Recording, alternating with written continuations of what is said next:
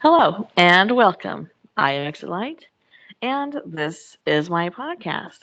Today I have two guests. We have Brian from Diabolical Witness. Hello, Brian. Hello. It's been a while since you've been here. It's been exactly 1 year. Yeah. I have Jory. Hello, Jory. Hey everybody. How are you, Jor? I'm tired.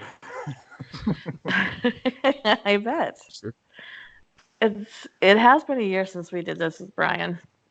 A little Yeah. over a year because then you guys got together. How is the baby? He's good. He's a feisty little devil. He's he's perfect. I do say so myself. Mm-hmm. Very handsome, Yep, right? just like me. That's right. All right, so we're gonna talk about Brian today. Calm, Brian. We're gonna Oh, put Brian on the spot. well, I've been And very busy. well, for those people who aren't familiar, can you tell them what it is that you do? Well, I got Jory roped into one of them once, but, well, what I do is I go to scary places by myself and I talk to spirits. And sometimes it gets a little scary. Can you guys do you guys want to talk about when you guys got together a year ago? What do you want to hear? Well, for people who aren't familiar, you want to tell them where you went and what you did and how it went. Yeah. So it started with a podcast on the. Was it just haunted locations in general, or did we make the topic about the domes? I think it was specifically the Casa Grande domes, I think. Yeah. So we did a podcast on that, and Brian was listening. And he was intrigued by what we were talking about, and he came on down here at the beginning of October last year. And me and a couple of my good friends met up with him out in the Casa Grande Domes, which, if none of you don't know anything about it, you can. I'm assuming Mom has it somewhere in her Yes, it's in my archives. live stream playlist. Yeah, or well, go to that first. Yes, I also Um, have stories about the Casa Grande domes in my True Hauntings and in my creepypasta playlists. there you go. You don't It's have to very go anywhere. creepy. Just stay here. Um, and we did an overnight investigation. We did a lot of EVP work. We did a lot of thermal work. Um, and it was. I've been out there a lot, and that was really um, an awesome time. For me, I was just amazed at the EVPs we were getting. I wasn't expecting it at all. But we were getting very clear, direct, intelligent answers to questions that we were asking, even when we were separated from each other and nobody could hear what we were asking, and we were still getting very clear, intelligent answers. And I know Brian, he caught some amazing stuff on thermal. Um, it was an awesome night for sure. When it comes to ghost hunting, I was less scared and just more amped at all the stuff that we were getting. It was Right. crazy. It was scary. Yeah. And so, Brian, how does it compare to the other you know, ghost Well, hunting experiences that you've had? okay, well, they're all different. Like Virginia City, that's just a whole, that's like Yeah. you might as well be in a morgue. Now, the domes, that was just a creepy, weird, spiritual place, and the sound, what it did with sound was just it was scary. The EVPs were incredible. We got the spirit box to say exit light. It was Hmm. actually Hmm. X light, and we lost some film, and actually we got it earlier in the night, and the EVPs were they were creepy a little bit. We had some negative Hmm. EVPs like "I'll kill you," just it's not like Happy Father's Day or anything like that. Right. But the domes, just resonant. The sound of the domes with the ghost box was just so unique. Hmm. It's just incredible. It's sad to hear that they're being torn down or they're off limits now. Yeah. You also found a strange thing out there with that picture, the burnt picture with the children. That Oh was, yeah, oh my gosh, that's right. what was that all about? That's usually some sort of a voodoo, isn't that? When they, Yeah, which is it's known for people going out there and doing that type of thing, having rituals out in the domes. I think that even when they're torn down, people will probably still go out there and do the same thing. 'Cause I think it's the area more so than the domes. it was definitely very spiritual. So you've been busy. Yes, you won't know it by the YouTube channel, um, but a lot of I had a subscriber call me and asked if their son could go on some investigations with me for a senior Uh, project. How cool is that? Oh, wow, that's neat. Wow, nice. So yeah, so Ray and I went on 3 different investigations, and he's a lot braver than Aaron from Ghost Adventures. I got to tell you, I, I Well, gave him that's a good. I gave him a camera and sent him right down to the underground tunnels of that abandoned insane asylum in Salem, Oregon, and he just said, "Okay." Really. And he's as tough as they get. And are you going to be putting those up? They are up. I have we did the Theater in the Grove, which is a haunted theater in Forest Grove. Uh-huh. McMinimum's Grand Lodge, which is McMinimum's is a local pub and hotel around here. Um, that basically they buy haunted properties. That's all they do. And Really? yes, they make these huge tourist attractions out of them. Yeah, I think McMinimum's own 3 out of the top 20 haunted locations in Oregon. Wow. So they're just all over. Well, I saw you on your videos. I saw you with um, a fairly large crew. It depends. Who who who are those when you okay, so I'm gonna mention one in particular. There was probably what for at least four of you in the room, including a woman. Is that your sister? If she has red hair, it is. Well, she was sitting behind a table, and you had the I don't okay, so forgive me because I don't Is it have the the SLS? thank you.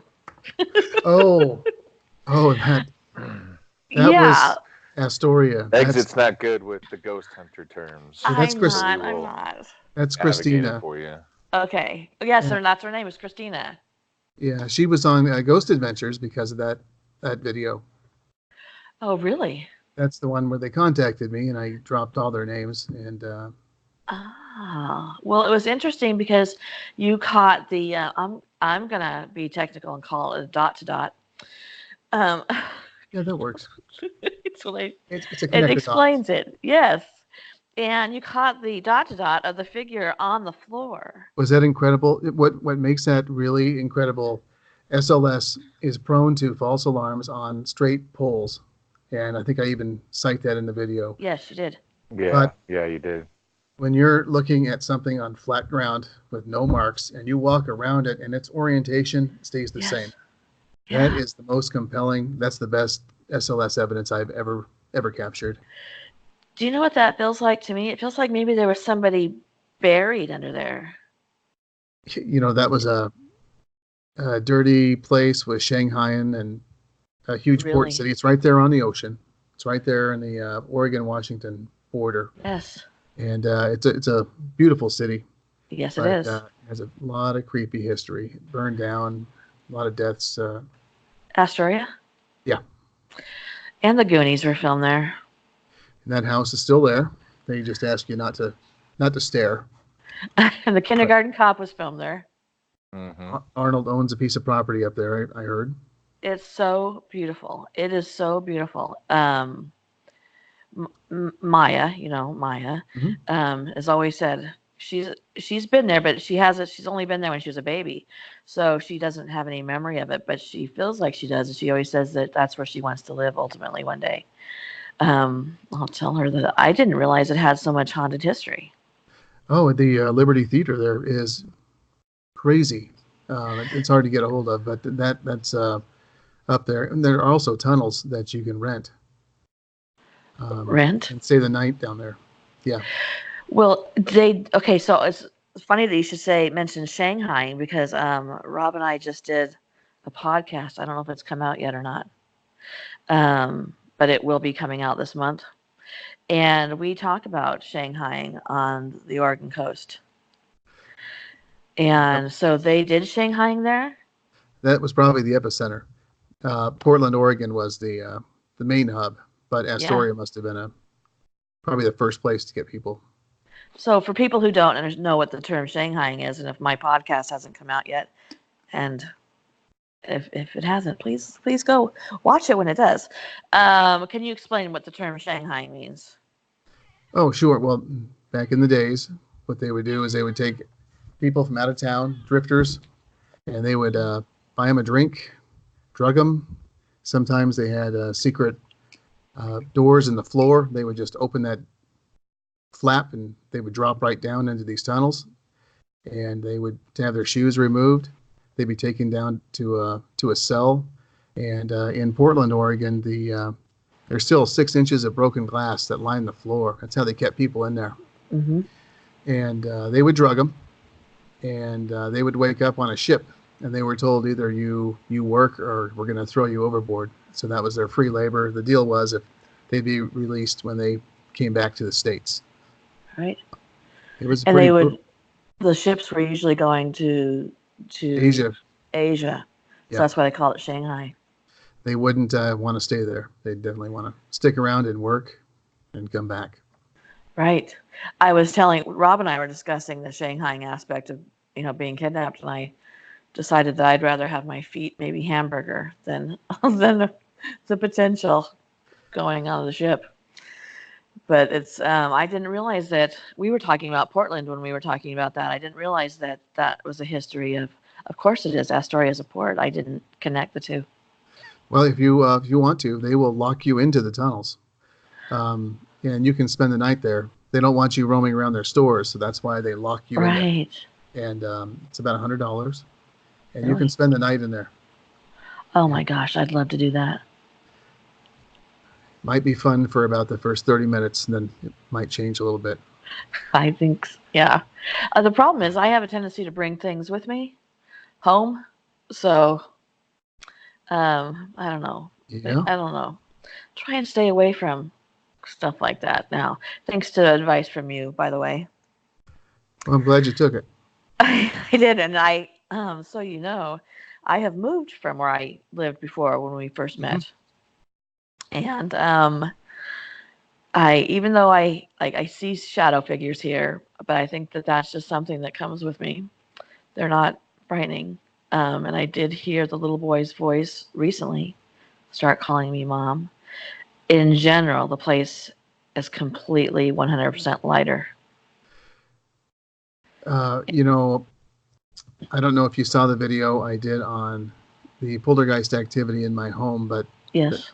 that's when I stopped doing videos for about 5 months. Yeah. That really got real. That mirror, it came from I interviewed a person on my channel about a year and a half ago who grew up in a home where he believes his mother and his father was possessed. Whoa.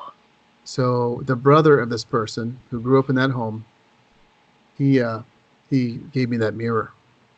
Oh, wow. So the very night I bring it home, my television set turns on, Yes. and I knew something was up. It's never happened before. I've had this television about 5 years, and so I put up my cameras, and I slept on the couch, and the TV turned on again. It ended up turning on 5 times. I had the remotes on the up in view, Right. but if you know are filming in infrared and you use a remote on a television, you'll see flashing on the receiver. Uh-huh. Oh, yeah. That makes None of sense. that, well, only with an infrared camera, but none of that was happening. That's the thing that really scared me. I had to go get my black salt. I put it on the mirror, and it's been dormant ever since. Well, when we moved here, we took your black salt and put it all around.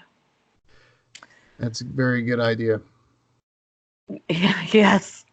That was actually the very first thing that I packed. We had it's a long story, but we had 24 hours notice that we had gotten this apartment and that we were moving. So that was the very first thing that I packed, and I packed it into something that would go with me in my car, not get lost in a moving van or anything.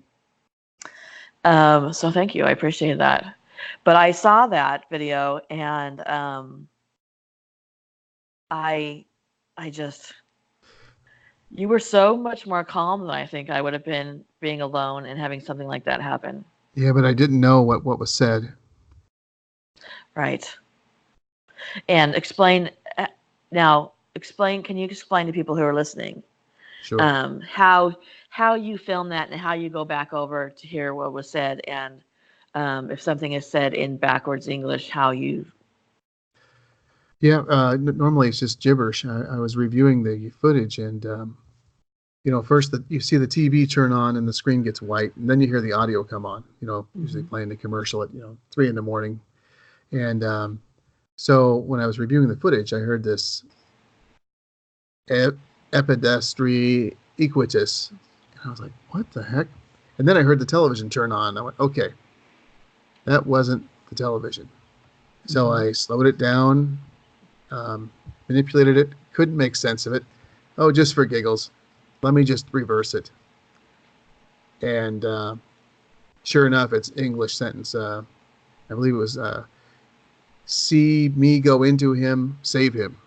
Mhm. And that just was terrifying. And Yeah.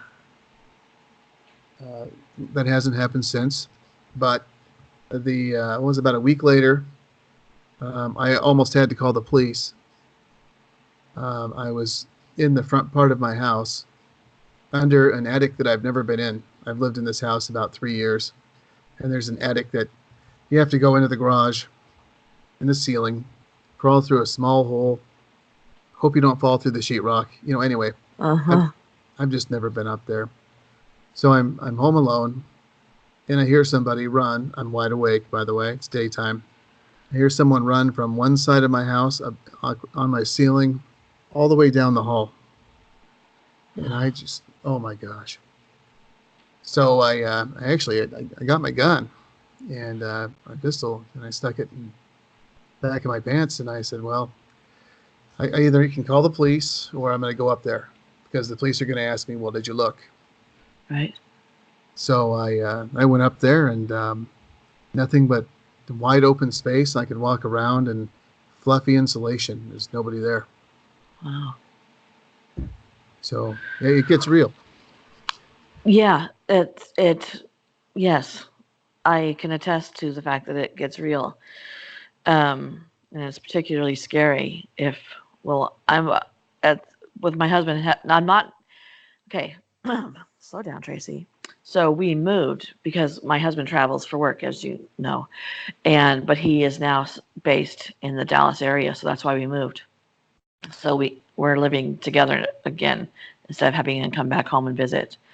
But at the time, in my other apartment, I was the only adult in the house, and and you have a daughter that lives with you, correct?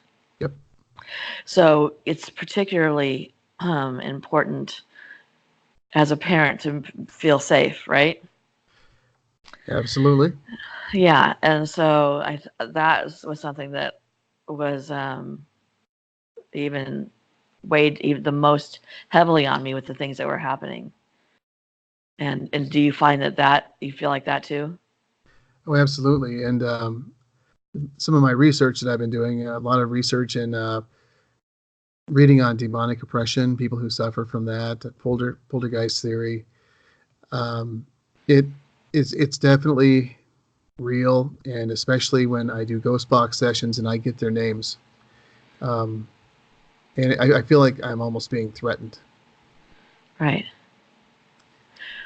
Well, which reminds me, after you were in Casa Grande, you you had been getting a name in Casa Grande. It Yeah, was familiar to you.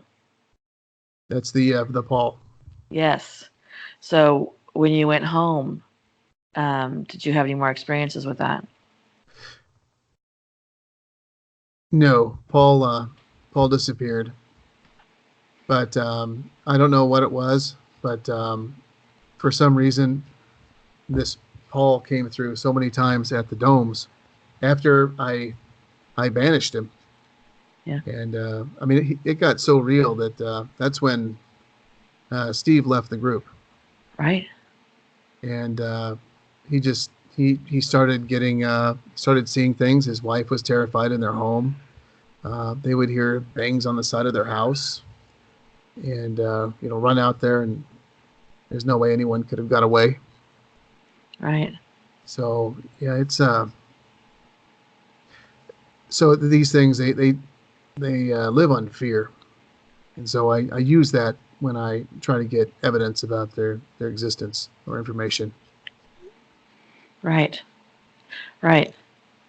I try not to even like I don't know if you heard the podcast of me and Rob talking about it, but when I started hearing the mom here, I literally Yes, out loud said, "Nope, not happening.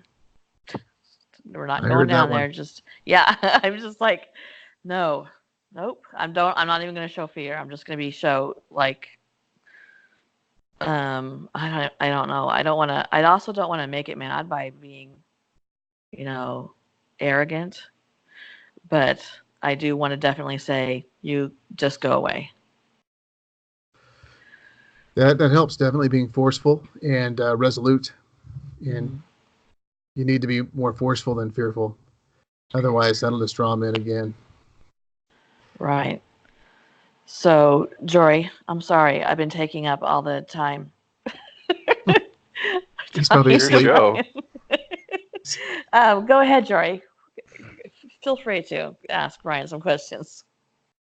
Well, I was gonna say, um, if anybody avidly watches Ghost Adventures last year, they did a four-part series on Astoria called "The Graveyard of the Pacific," and one of the things that also makes Astoria haunted, on top of its Shanghai, is the fact that it sits in a bay that borders with Washington, where it has the most recorded shipwrecks in human history. Oh, wow, I Really? had no idea. Yeah. Um, there's a lighthouse out in the bay in an area called Cape Disappointment. That's supposed to be extremely haunted, as well as That's the an beach that's understatement, right right? below it. That's an Yeah, understatement. I'm so What? disappointed. I'm so disappointed. I've These never Oh, heard that on Cape a ships are ghost crashing. box. Disappointment. Yeah, well, it's called Cape Disappointment because you can imagine a lot of people were quite disappointed when they reached the bottom of the ocean there. Yes. This is how my trip ended. Ugh. Um, But yeah, it has the most recorded shipwrecks right there in Astoria. wow. Hmm. They also have a graveyard there for all the unidentified people who have washed up on shore. Really? Yeah, I have been there so many times and I did not know any of this. Neither did I. Do you remember going, Jory? My memories are more of Portland and the Tillamook Cheese Factory. Tillamook cheese. oh, Yes. it's a good place. Yes. Um, and we spent quite a lot of time at Ripley's in the beach. Yeah, that was in Newport. Yep, yep. Yeah, Newport.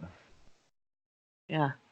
Because I for those people who don't know, I was born and raised in Washington State. So we spent a lot of time in Oregon. yeah. So, is there any questions you want to ask Brian? um,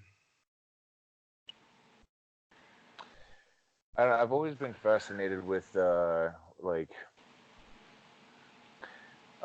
kind of touching back to like when Mom was saying how we were talking about how the domes are going to be demolished, but it's not really going to matter because people are going to still go there because of what that area represents. Like Zach Bagan's Demon House no longer exists, but people are still going to go there because of what that area represents. Um, so I think for me, like one of my questions to you would be like, do you think that, because I'm assuming, uh, well, I know, but just for everybody who doesn't know, you do a lot of spirit communications in your own home, right? Oh yes. So do you think that your interactions with the people on the other side, um, that kind of creates the same energy in terms of what an area represents. Like, years from now, like if you're not living there and that house is demolished, is that going to still contain that same energy from you, in a sense, creating it? Do you I think believe? so. Yeah, I do, and I also know that they do come with you. I get the same names here as I did in the domes, Hmm. and anymore I just need to sit down with the recorder or a spirit box, and I can get intelligent answers.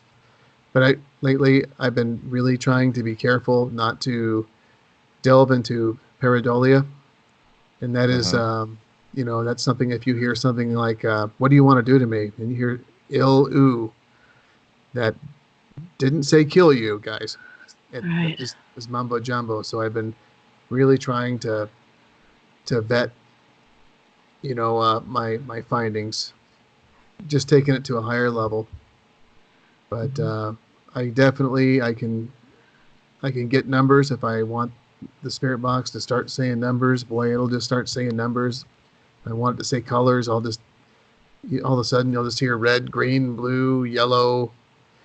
It's fascinating, but I really think that I've seen enough to know that it's real to me. Yeah, it's something that's always followed me throughout my entire life. I've had to deal with it in various forms. And it's a topic that I'm very passionate about, but currently it's not something that I try and invest myself too much in just because I don't want to bring it home, even though it doesn't seem to care. Um, so um, I think I think for me it would just kind of, if I was in your situation, I feel like I would get to a point where I kind of feel like I created something that I'm never going to be able to uncreate, if that makes sense. Hmm. Like you said, you pretty much can at will get it to intelligently communicate with you, and you're hearing people run in your house, and you've seen things. I just wonder when the escalation stops, or is there ever a stop? Like, It does this energy continue to feed and feed and feed? And if it does, what will that create? you got to do it until you're not comfortable, and then stop. And everybody has, you get used to, just like, maybe a soldier in Iraq. They get used to eating sand in their food every day and not sleeping, and they kind of get used to that stuff. But maybe I get kind of used to hearing, backwards English that I have to go and, reverse on the computer, and oh, that's nice. Yeah. Uh, or footsteps in the attic or running. But you get used to a lot of it. But so, do you think that if you ever move from that house, or you know, years and years from now, when like you no longer live there and that house is 100 years older, do you think there'll still be activity in that house because of you Yeah, having done the spirit box and everything in that house? I do. I think that it's definitely a portal. I was just It's a gonna say, beacon. is it gonna be one of those things where like it kind of feels like, if you want to consider the other side a veil, it kind of feels like it's not necessarily so much of a door opening, so much as it is like a hole punched. And Hmm. I don't know. There's so many different theories on the paranormal. it varies on what you want to believe, but it feels like your situation is kind of like there was an episode of Ghost Adventures where they investigated a house in, I believe it was San Francisco, and it was actually a house where Russian embassies used to stay when it was still a country under a czar. And eventually it became a house where um, cult rituals were performed in. And to this day, people are experiencing very dark entities in that place. Um, and that's just a different type of energy. It's not the energy we're talking about with you, but it's in the same context of like of people kind of punching that hole in the veil and creating a vortex. But that's something that maybe like it might require a little bit more to close, but it kind of feels like that's kind of like the light and the darkness, something for the dead to kind of gravitate to and constantly have that as a way to get to the other side, if that makes sense. Makes total sense. Or is it, or could it be more of a stone tape theory where that property, before that house was ever built, had something happen? Well, it's Maybe it's entirely both, And possible. because the stone theory, you know, it can happen in the past or the present, right? right, right, right. But that would require more research on that. Like, would we know, let's say, if his property was a Native American area, um, Right, or what was there before that? Or right. even only going back, because you only lived in the house for 3 years, so let's go back like 20 years. What was going on that property 20 years ago? Um, but it kind of what. Let's put it this way: were you experiencing anything in that house when you moved into it? Oh yes, yeah.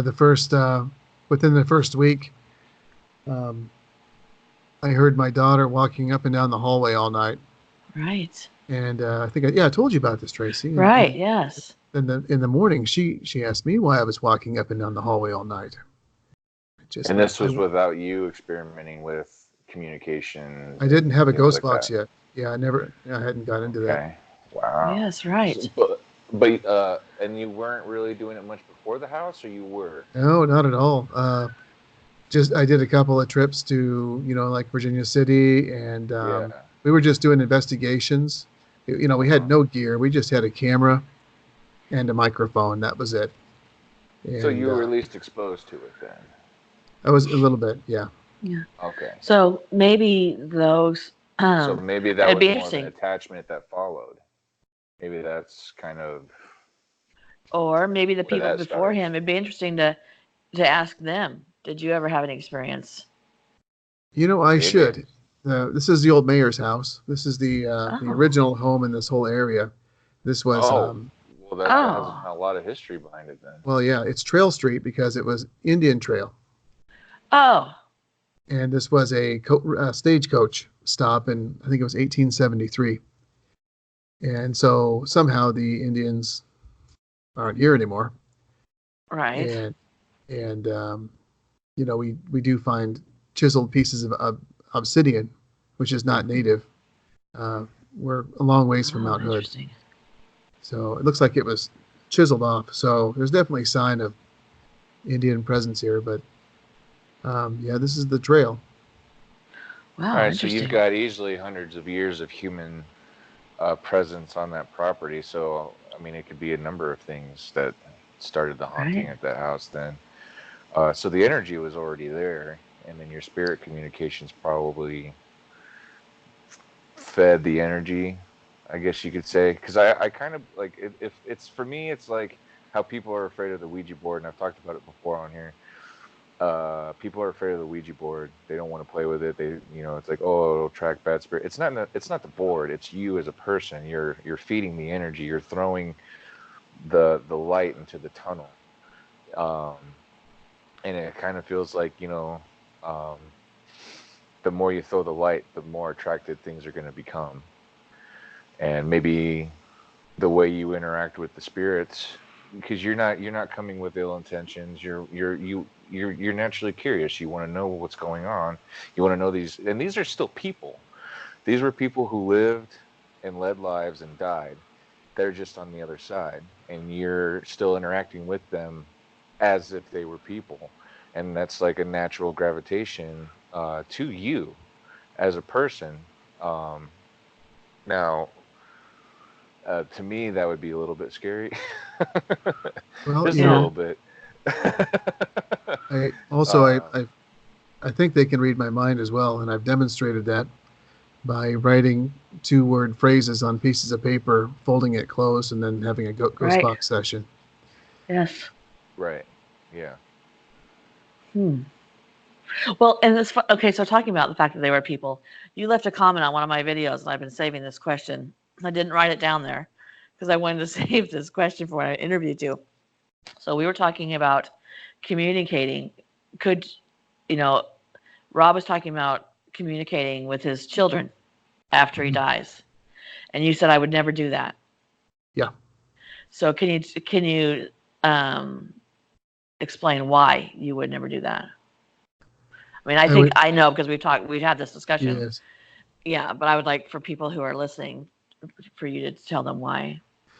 Well, because I think that there's so much deception out there. There's a couple of videos about I did before my daughter was going to take a trip, a long road trip, and said her name. Don't let her go. Mm, She's There's going to be a medic. Truck's on fire. mm, Stand back. I'll help. It's too late. We lost him. Don't go. wow.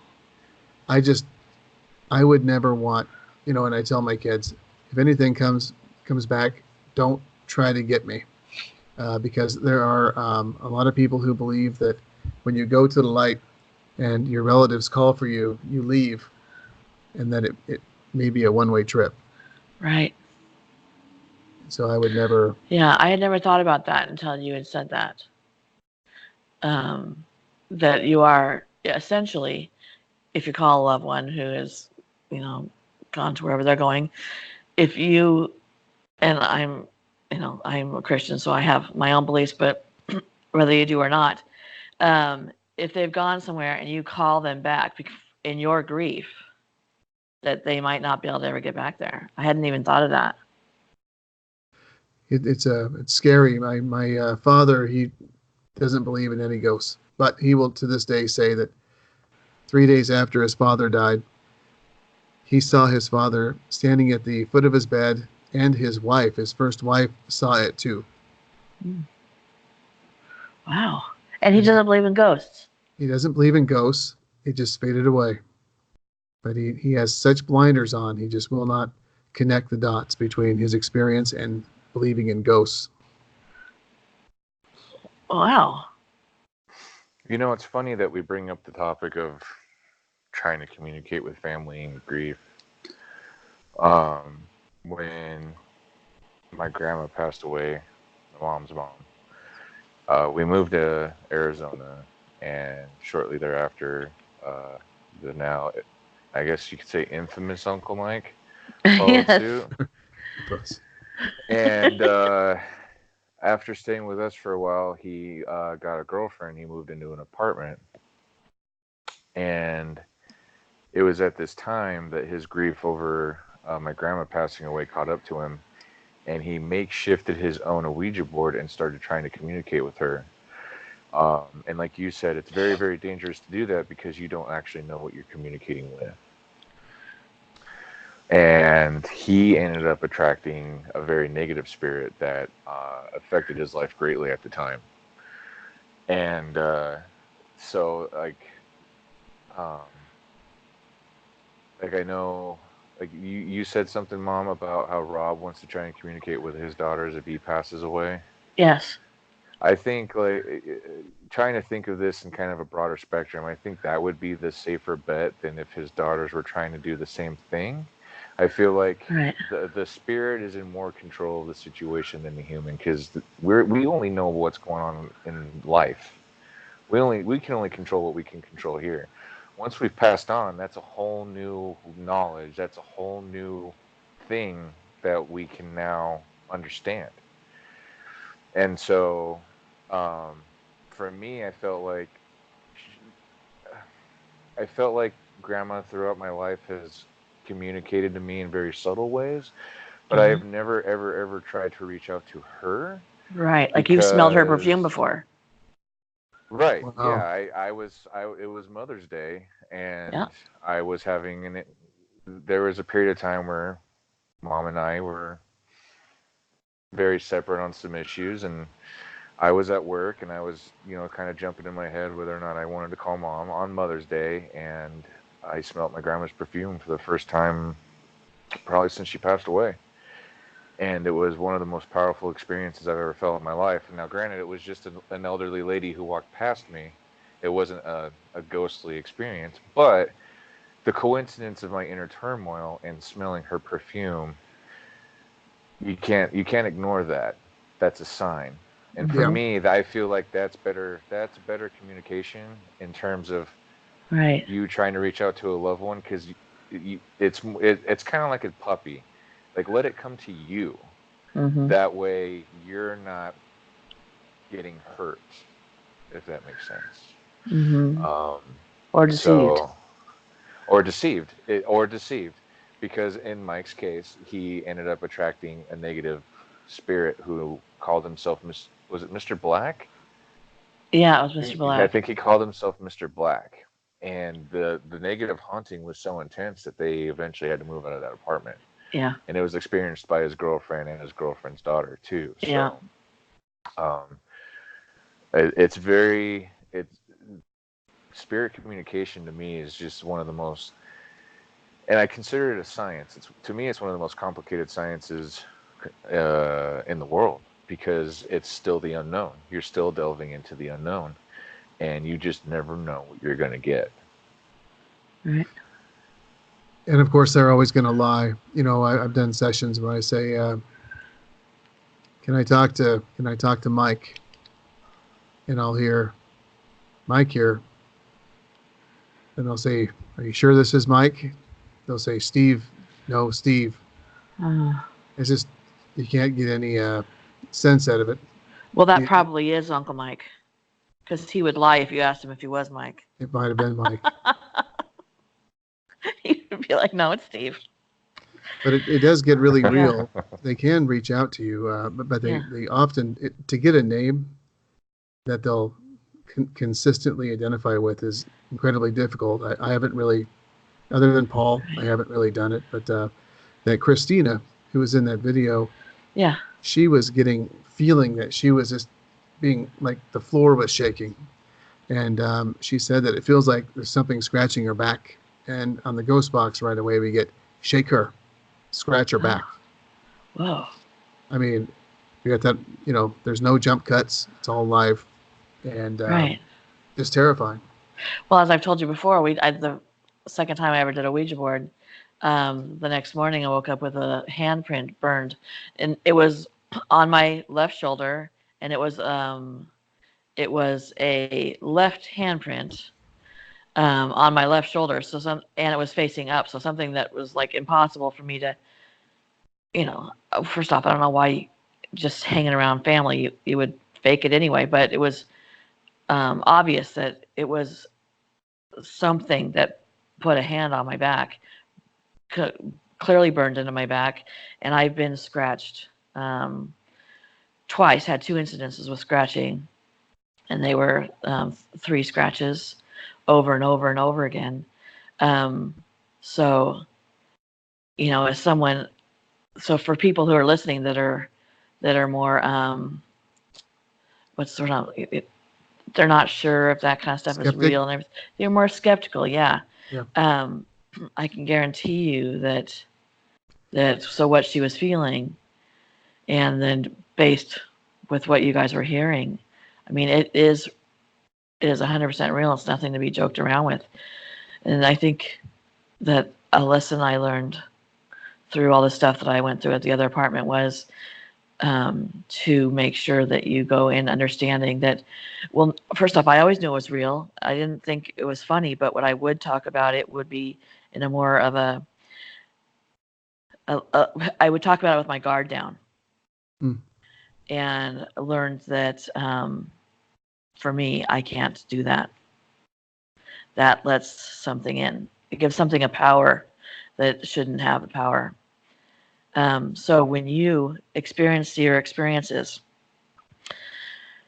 do you have something that you say beforehand or acknowledge beforehand that will keep you centered in, like, because in the excitement of finding stuff, of hearing stuff and voices and words, it's kind of it's easier to let your guard down. Do you make sure that that doesn't happen with you?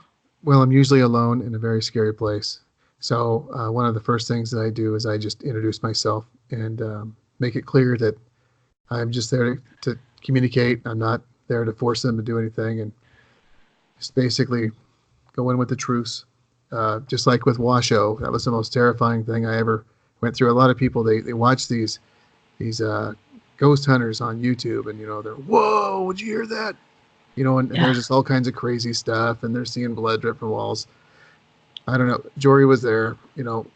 We didn't fake anything. Um, Right. so but the stuff is real. But I Washoe, I could see I was getting ready to lose it. My gear started failing, and I have two flashlights that no longer stay on anymore. They blink. And this happened when I was in Washoe. It was my only light source, and the light goes out, and then it starts going like a strobe. It just has an on-off switch. Some of my cameras are now wrecked. They have lines through them. This all happened in the Washoe. Oh, So, they attacked my gear. They didn't attack me, so I guess that's good. right. Um, did you still have that mirror? I do. I have it behind my couch. Really? Do you want it? No. I I'll send don't. it to you. No, no, no, no. No, no, no. I would go south. I really like living in somebody's place that feels light. So why have you kept the mirror? I can't get rid of it. I don't Really? know why. Interesting. Well, that's a little bit like Zach and the stuff that he keeps. It was so powerful to me that I just don't want to. It'd be like giving away a genie in a bottle, I suppose. Mm, But I don't touch it, and it's behind my couch where you can't see it, just to right. keep it safe. I should hang it up tonight, actually. Do you have people who come into your home and feel something ever? It's like people who don't know. Oh, yeah, this is the haunted house.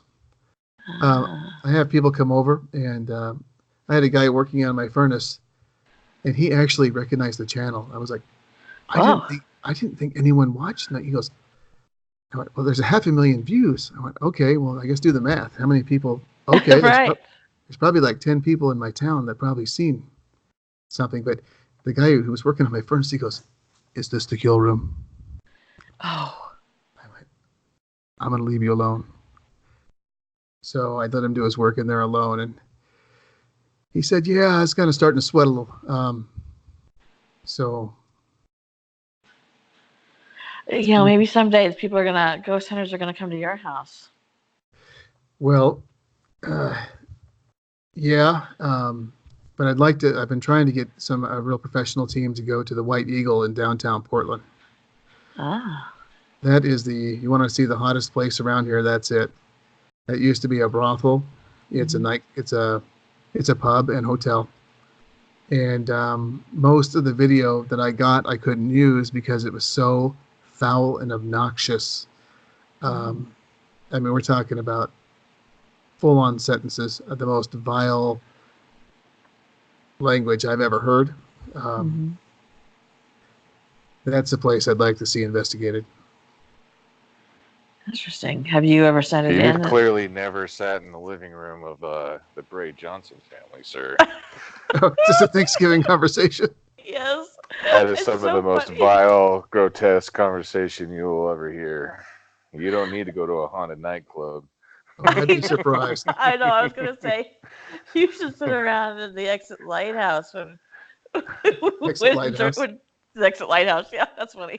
When we're talking, especially me and Jory and Madison. Oh, you want to know something that freaked me out? Mm. At the Washoe, I got exit light on the ghost box. I need to get that clip to you. Oh And the yeah. lights turned out. Whoa.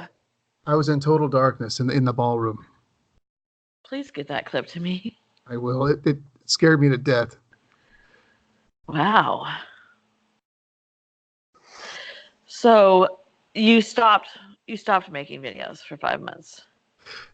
Yeah, just a lot of the channels I used to watch, they're sort of just gotten into like the Omar Gosh stuff, Yeah. or they're selling things that allow you to talk to your past, your dearly departed. Uh-huh. A little bit disillusioned.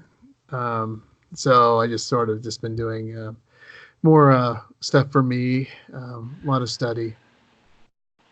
Right. So, I've been trying to get Mom to watch this, but she just won't do it. There's a channel that I watch, No, Brian, I and did it's watch called it. Duke. I Oh, did you watch it, finally honey. did? Yeah, I did. I You did. I never watched told several me. bit. Oh, I'm sorry. Yes, I the last time you talked to me about it, I went and watched 5 different videos. So there's a channel. I don't know if you've heard about it or not, but it's called Duke's Top Five, No. and he's kind of all over the place. But what he prefers to do is top. Well, it's called top five, but sometimes it's a top 10 um,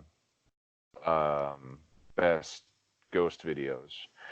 And the way he approaches it is he doesn't say it's real. He doesn't say it's fake.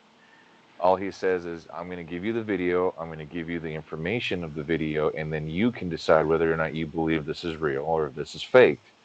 And then so he gives you 5 videos of ghost videos that people from all around the world have basically submitted on either Reddit or YouTube. And it's some of the best stuff I have ever seen in my life. It blows my freaking mind. I try to keep objective as much as I can, but there's a security guard that likes to that has a YouTube channel. His channel escapes me right now. All you have to do is just go to Duke's Top Five. It's on there all the time. Isn't it Nuke's top 5? Is it Nuke's Top Five? I I thought it was think it Duke's yeah. Top Five. I tried to look up I'm Duke's. subscribed to him. I'm subscribed Yeah, to him. just Hold let me on. know because I You're looked right. up It's Duke's. Nukes. You're right. Okay, It's sorry. Nukes. Sorry, I had a 12-hour day today. So, it's Nuke's top five, and he features a security guard who works at a cemetery, and the videos that he posts, you almost have like you want to say these have to be fake. This is too good, but he's a security guard, and these videos are of him on the job. It can cost him his job, and he live streams these videos. They're not recorded.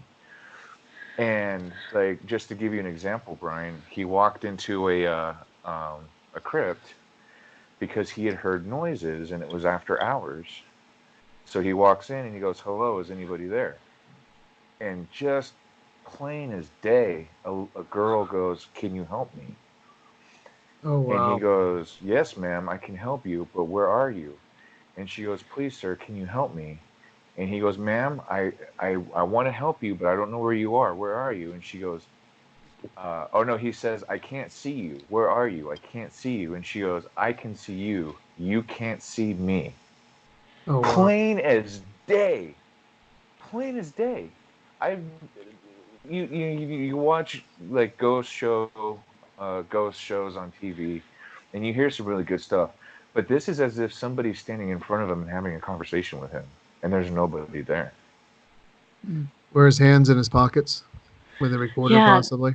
yes. Playback. See. That's the skeptic in me that says, "Was there Well, somebody that's why behind I'm him saying like, it?" this has to be too good to be true. It has to be too good to be true.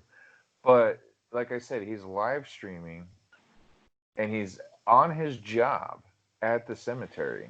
Right. And I feel like I don't know if he's just like he's really desperate for attention that he's willing to risk his own job to post fake videos. But he'll post videos of like they have a chapel on site, and he'll go to the chapel, and the lights will be flickering on and off, and he'll see a truck parked next to the chapel. So he's like, "Great, more pranksters in the cemetery. Let's go check this out." He'll go in there, and there's nobody in the chapel, and then one of the videos, he's like, "Okay, guys, I'm calling the cops right now. I cannot, you need to be off property now. I'm calling the cops." And a voice just right next to him will just scream, "Get out!" And he starts running out of there, just running for his life. And you can hear a little girl running with him, going, "Na na na na na," right next to him. And like the skeptic in me is trying to figure out, like, okay, what is he doing? Okay, I If want this to is see fake, what him. is he I doing? want to see him. Like he said, does he have a recorder in his pocket? Right. And that's an old trick that we used to do, to my sister. We'd get a tape recorder, and we would, have like 10 minutes of silence, and then, like a then silence, because she'd freak out. Then we go another 10 minutes. And we go, look under your bed. So I don't know. Well, that's just some I used to stuff. do that Like to my brother, but I was an adult. there's visual stuff too, visual apparitions that are caught too, and some of them you can be like, I don't think that's a ghost, but then some of them you're like, your hair stands on end. You're like, what is that? That's really creepy. And like he posts every week on Sundays, and I look forward to it because some of the stuff you can be like, yeah, I don't know, that seems fake. But then some of the stuff you're like, holy crap, that's giving me the goosebumps right now. That is creepy. Well, I just Well, subscribed. I'm going to check them out. yeah, Nuke Yeah, himself will compile different videos that other people have posted, right? yeah. Um, So what he does is he scours YouTube and Reddit and all these sites, picks the 5 best videos that he can find, and like I said, he doesn't say they're real. He doesn't say they're fake. He basically he provides you the video, the background information to said video, who posted it, what their background is, and then he just says, "Look, this is the video. This is what they claim happened. It's up to you to decide. Is this real or is this fake?" And there's some yeah. videos where even so there's a ghost hunter um, that he featured on one of his videos who was doing a live stream, and as he was talking, he stopped, and you can see a light anomaly move in front of him. He doesn't see it, but he stops at the same time you see the light anomaly move in front of his face. Mm-hmm. And he goes, "That's weird. I just heard somebody whisper 'hey' into my ear." Whoa. And the guy, Nuke himself, went into the guy's video, went into his audio, and narrowed it down to that part and plucked it out and found the whisper of somebody whispering "hey" into his ear. And he said that it was impossible for him to fake because it was a live stream, and you Wow. couldn't hear it during the live stream, but you can hear it when you went into the embedded audio. Brian, you should submit some videos. Well, I these might people just do don't that. submit it. He just, I mean, I'm sure you could submit videos, but the way he kind of pans it out is like he scours the web. Yeah, but But I mean, you've got a plethora of great yeah, evidence that you you have could some really. submit to him and be like, "Hey, check this out." Well, Yeah, I'm I watched definitely a going to couple check them out. videos that were like I've said this 100 times. I say it all the time. I am a skeptic. I am, even though I've experienced the kind of things I've experienced when I see somebody else, or I watch the ghost hunter shows and stuff. I always like Brian. His first thing was, are his hands in his pockets? That's me too. I always think, what is another explanation? Um, and I think that that's actually a good way to look at it, Brian, because then see, so you're somebody that I would trust. So when you tell your experience, it's something that I trust, because when you're talking to skeptics, who talk about something that was the scariest thing that ever happened to them, and an experience, then I feel like you have vetted out any other explanation. Definitely try to Yeah, and like you said, learn look more. into the camera and the infrared. There's no flicker on the remote control. Um, that's the kind of stuff that I really trust somebody's experience. And of course, Jory's the same way, uh, and we've experienced things together. So I think that that's really important, and I think that that's really good for your channel, is that people know that you are skeptical enough to vet to make sure that it's actually happening. Definitely try Um, to focus on that. so if I want to say your channel's name is Diabolical Witness, so I want to say that again so that people listening can go look at your channel and really know that um, everything that they see happening is happening. You're very upfront and about your experiences, and I really think that I'm really glad that we ended up meeting, because I think you give a validity to these experiences that people have that skeptics can't believe. Yeah, it's hard. We're not trying to sell anybody. Right. Like, yeah, like you don't make any money off of people believing you. I No, don't make any money off of people believing me, that's for sure. And neither does George, neither does Jory. Um, and I always say, like, I've had medicine on to verify that, they were watching me be scratched.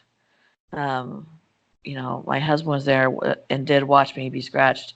I always, if possible, and there's somebody who can verify, I try to have them, verify the experience, so that, because I know what it's like to be somebody else listening to somebody's story and be like, eh. yep. At the same time, when something like that happens, the last thing you're thinking about is getting a camcorder. Yeah, unfortunately, yes. I didn't take not even one picture. My husband was too busy running around the house putting random stuff into suitcases, saying we have to move, you know, and Time to and go. yeah, he was that afraid of what was happening to me. Um, and you don't, and it is it's a when you're frightened like that, it is literally not something that you have on your mind to document it. And I know, you know, Jory. I mean, we've experienced a lot of stuff together, and the breathing that was coming out of his room. And Jory's been experiencing some stuff lately at his house. And I don't know if you want to talk about that at all, Jory. Well, it's not anything crazy. It's just shortly after uh, my wife and son came home from the hospital, we were experiencing phantom smells near his room, which I attributed it to it just being across the hall from the restroom at the time. But my wife was experiencing some other stuff um, that kind of seemed weird, but the activity in my house isn't anywhere near the level of activity it used to be when I used to live with you, or when my Yeah. wife and I lived in our apartment together. So I Mm-hmm. kind of lean more skeptically when stuff happens because it's really died down a Mm-hmm. lot. But I also try not to make her feel like I don't believe her, because I do believe. So I think it's more of a trying to convince myself, like, okay, really, this isn't happening. Right. And then it was kind of a little bit more solidified for myself when I was alone with my son in the living room and I was playing with him, and I heard somebody inhale and breathe hot air onto my cheek, and it was very, very distinct, like very like it was somebody letting me know they were there. It was very obvious, and I just stopped, collecting myself for a second, was just like, okay, that happened. Like you don't know how to react other than okay, that just happened. Right. So nothing really crazy has been happening lately. Um, I kind of attributed it to the amount of time we stayed in a hospital that's been around for over 100 years. Um, Hmm. you got to imagine the amount of death that has happened in that hospital is a high level.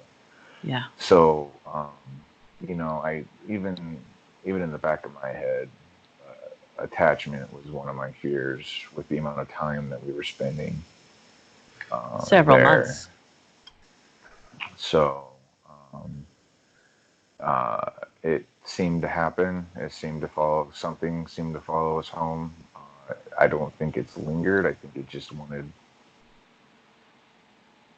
I think it wanted acknowledgement is the best way I can. Because once I kind of collected myself and acknowledged that I very clearly was breathed on, Hmm. it's kind of not really involved me much anymore. Desmond tends to kind of. You want to try and tell yourself he's just a baby. Babies do that, but he tends to really like to just stare into areas that there's nothing really there. Hmm. So, um, yeah, it's been a little weird, but nothing that I would consider what I haven't already gone through in my life already. So Hmm. it's not scary to me. Right.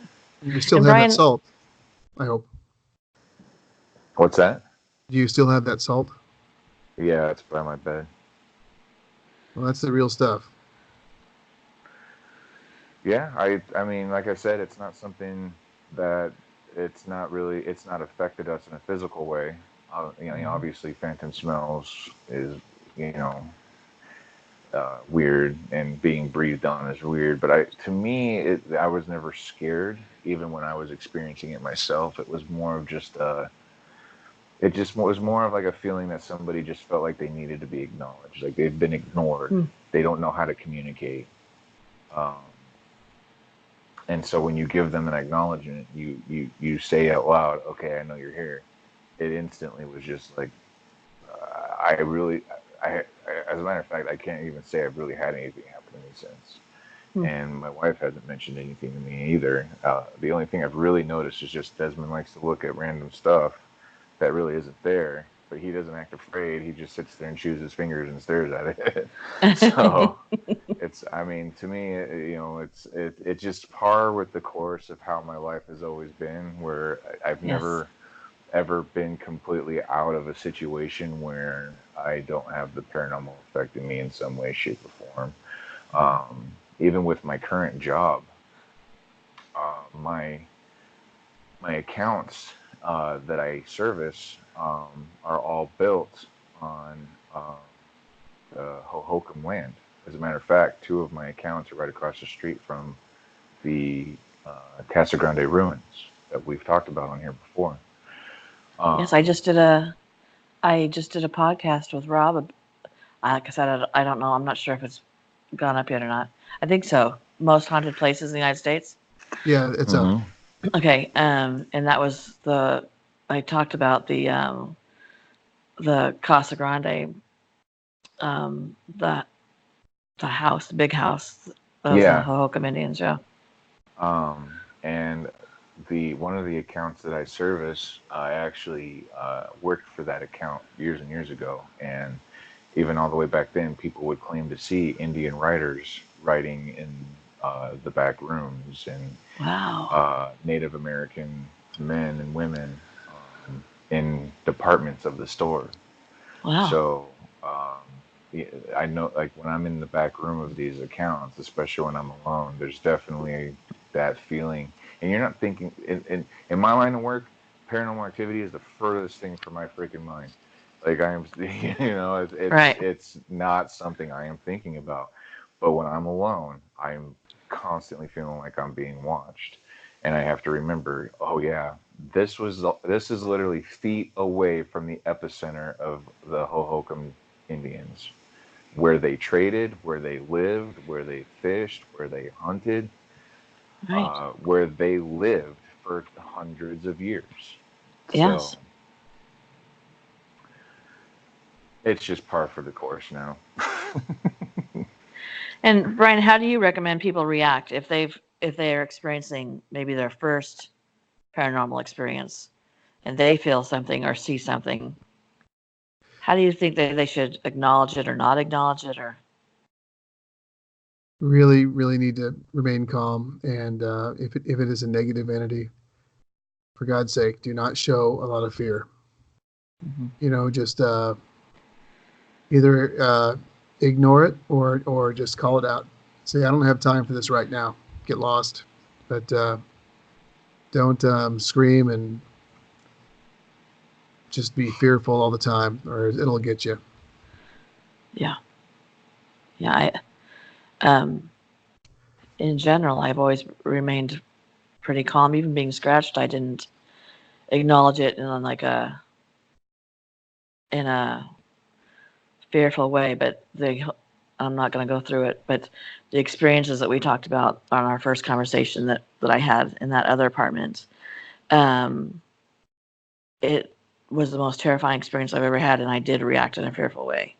I did react by crying, and I mean really crying, and um, it just seemed to progress to get worse um, to where like somebody else in my family had heard growling in my phone when I walked into my apartment and instantly became ill, started That's throwing up, and they terrifying. heard the growling. So I would highly recommend not. And I know better. I know better than to act frightened. And I it was I don't I think it was just trying to up it a level to get a reaction out of me. And like you said, I think um, that's why you shouldn't react because then they'll keep upping. Yeah, if you were trying to do a cleansing, for example, or an exorcism, you certainly wouldn't want to show fear. Right. You wouldn't want to Right. feel it. You need to get over it. Right. So you started making videos again, or you're not going to? Oh, I've been just maybe once every Once. 2 weeks, Yeah. just whenever the mood hits me or I have some time. Well, I hope that you keep it up on your channel. I think it's good for people to see your channel as opposed to the people who well, for instance, one of my pet peeves always is when we watch ghost shows is that they'll always see something out of camera view, and they'll be like, "Oh my God, did you see that?" And we never see it, and that instantaneously makes me a skeptic. I used to Jory back in the day when ghost shows first started. I would always say, "Why don't they put a camera on their head?" So when they turn, wherever their head goes, we see it too. Remember, Jory? Are you They've, there, Jor? Yeah. Anyway, and I think that you do such a good job that you're experiencing it right there, and we see what you see and hear. it's I definitely don't, and it would be so easy to put audio tracks down and fake stuff. Right, right. Well, is there anything else you want to talk to us about, Ryan? No, I just want to say thank you for having me on the 31 Days of Halloween. I Been a am real so pleasure. glad that you agreed to come on here and speak with Jory and I. And I feel like you are my. I feel like I know a doctor and I can go get free advice. That's what I feel like you are to us. I've been a big Like, fan of your channel and Jory and all the. I missed the live streams, but hopefully they'll come back. But yes, it's I a love your channel. thank you. And we will be doing live streams when I learn how to do it myself because when I moved, moderator Maya and Jeremy moved as well, and they are both working all the time. And he you know, was my producer. So I have to learn everything he knows to do it myself, but I am learning. So they will be coming back. And I really appreciate you coming on. And Jory, I appreciate you because I know that you have a baby that is taking up all your time. And thank you both for coming. Thank you very Yeah. much. Thank you for having us. All right, you guys. Good night. Good night. Good night. Good night, Dad. Good night.